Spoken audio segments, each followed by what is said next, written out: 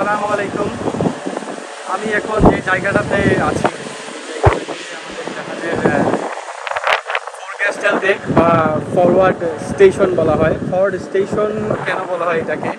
আমাদের এখান থেকে যে খুশি বাধা বা অ্যাঙ্গল করার যে ইকুইপমেন্টগুলো সব এখান থেকে আমাদের পাস করতে হয়। আমরা আমাদের 54 দিনের সেইলিং শেষ করে যে দেশটিতে এসে পৌঁছেছি, এই দেশটির নাম হচ্ছে হাইতি। এটা হচ্ছে একটা আইল্যান্ড। পুরো আইল্যান্ডটা জুড়ে একটি দেশ। এই দেশটি আমেরিকার খুবই কাছে একটি দেশ, পার্শ্ববর্তী দেশ। এখানকার দারিদ্রতার মানটা আমি যেটা দেখলাম অনেকটাই বেশি। এদের ট্রান্সপোর্ট সিস্টেম খুব একটা ভালো না। 2021 সালের পর থেকে যেসব দেশে আমি গিয়েছি জাহাজ নিয়ে, ম্যাক্সিমাম সবগুলো দেশেই নামতে পারছি ইনশাল্লাহ। কিন্তু আমরা এখন যে দেশটাতে আছি, এই দেশটাতে আমরা নামতেছি না। কারণ হচ্ছে এখন এই দেশটিতে গৃহযুদ্ধ চলছে।